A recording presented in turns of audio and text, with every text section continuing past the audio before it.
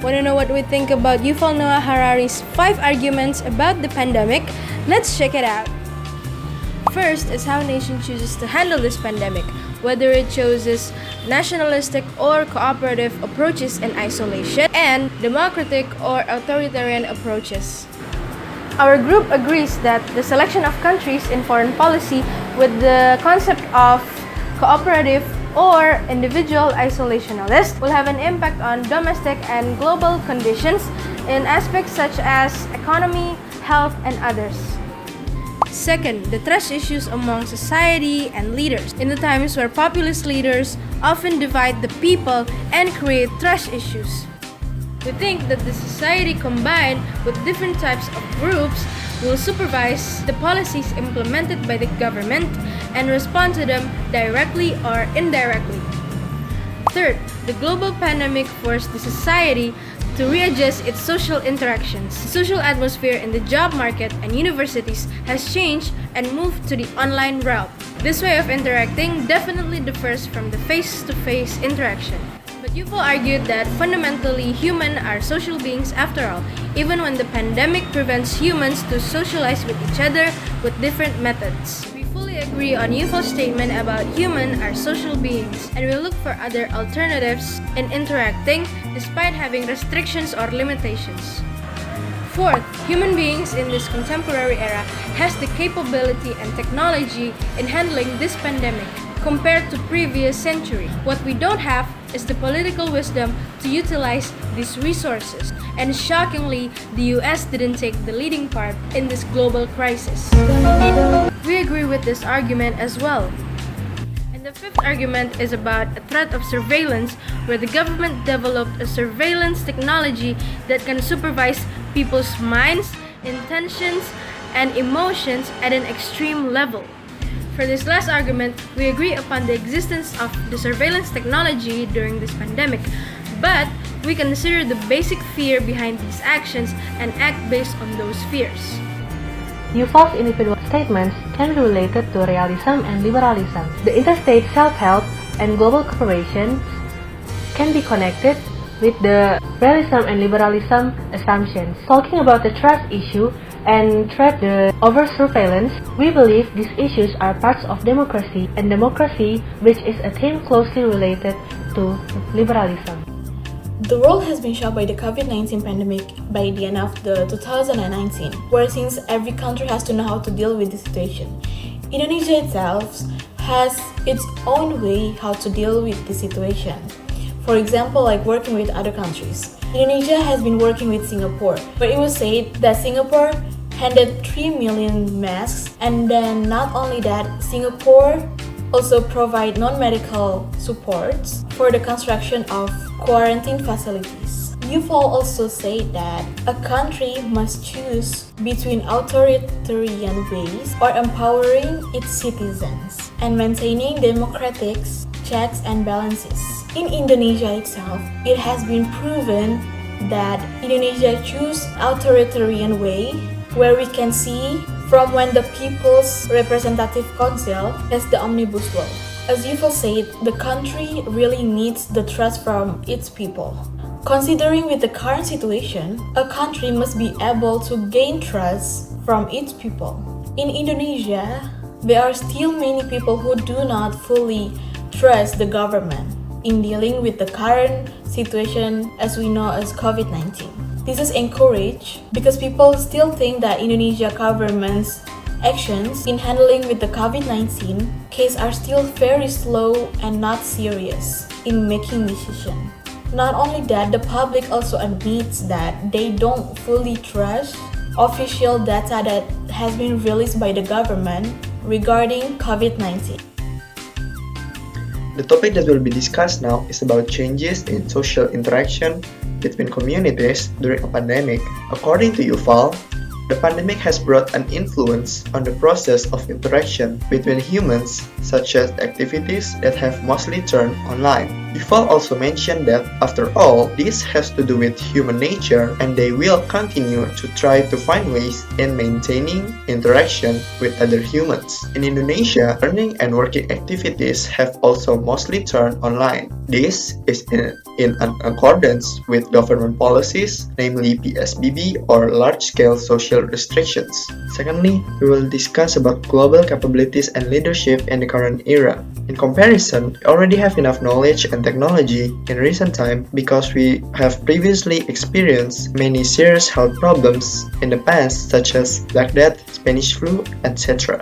However, according to Yuval, state government cannot maximize its power and resources to be able to cooperate in the international world. Indonesia itself can be said to have enough natural resources, which are commonly used to treat various diseases. With many opinions are being said, there are many types of natural resources that can be used for the purposes of treating COVID-19, but Indonesian government is not using this potential properly, but seems to be still focused on chemical treatment. However, Indonesian government is still trying to be active in efforts to participate in handling pandemic globally, such as through cooperation with ASEAN in the regional level.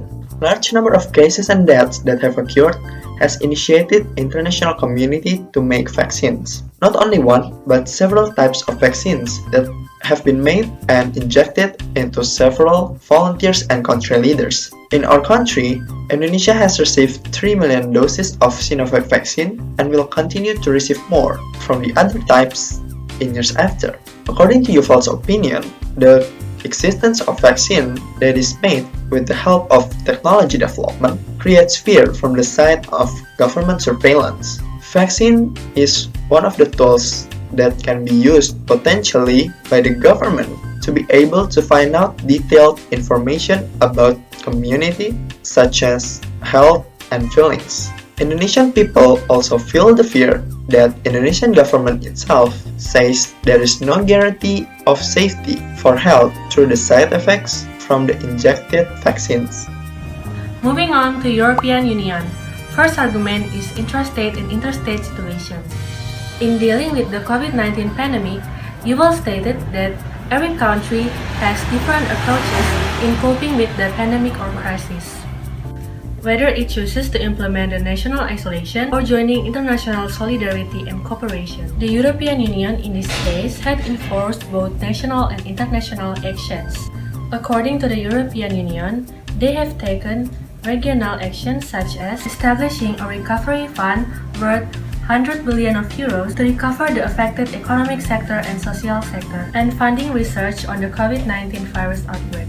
EU member states decided to contribute in international solidarity by delivering aid to China, providing a new aid package worth 232 million euros to counter this pandemic. These funds was allocated to parties such as WHO and Africa in the form of direct funding and medical equipment.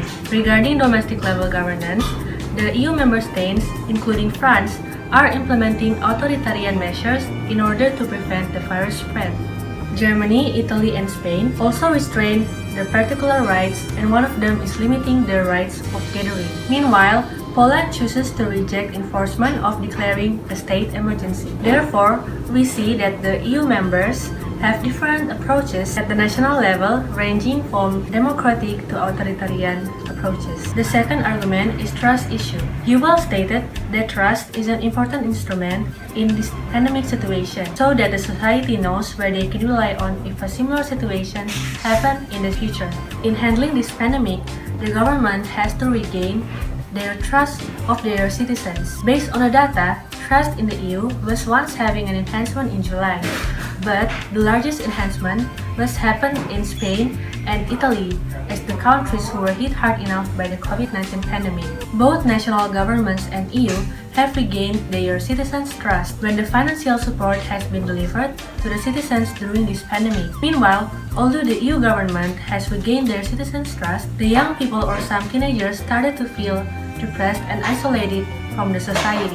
Things like this could just revive their sense of mistrust to the government during this pandemic and experiencing trust issues. On the other hand, you will argue that more trust towards the scientist statements can lead to a greater response from the society. However, at the end of the day, especially when this COVID-19 pandemic has ended, people will be more growing and be more prepared for overcoming any kinds of possibilities or other pandemic that may come in the future.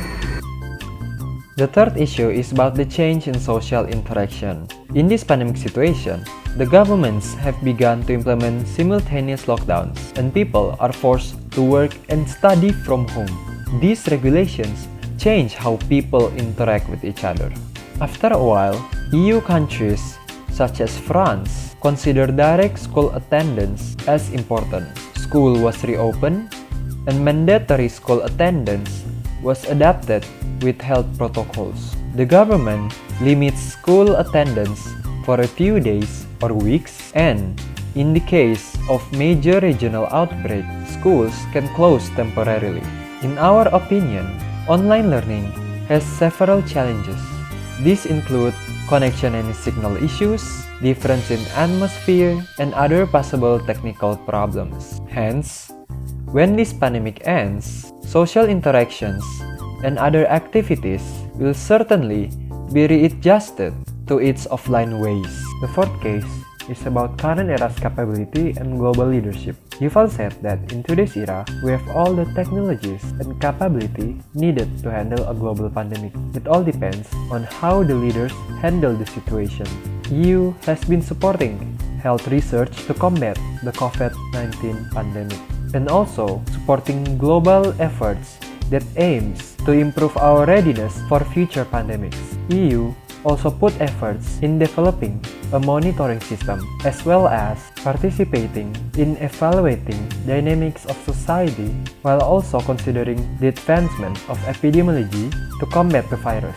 The fifth and last case is about the threat of surveillance. Yuval argues that surveillance concern is increasing and the authorities' access to this kind of mechanism is becoming more normalized. During the pandemic, the EU created a national tracing and contact app. The users use the app to let the health authorities know if they have symptoms of the virus and could proceed to further treatments and precautions. This online consultation required the users to give information about the people they have come into contact with and our personal information. This app might become a threat if the information is misused by certain parties. Go on to the next speaker. In the midst of this pandemic, in his video, you will say that one of the biggest challenges is the lack of global solidarity. The world community, who is familiar with the world of globalization, should be able to be better understand the world situation in the midst of the pandemic and unite to improve both in the economic and health fields. After this pandemic is over, there is no guarantee that the globalization will be easier on its way, because according to the Indonesian media, there are still many pros and cons of globalization. And regarding the emergence of new hegemony, seeing the UAS of declining performance and it is society stability after the presidential election, we are of the opinion that if the US situation continues like this, then there will be the possibility that there will be a new hegemony. The world is also experiencing crisis and hegemony context. It is less relevant to live because what is needed at this time is a country that can provide beneficial influence. At a time like this, what the world needs is a cooperation. And there must a country that take the lead to initiate such cooperation. Thank you Thank you for watching.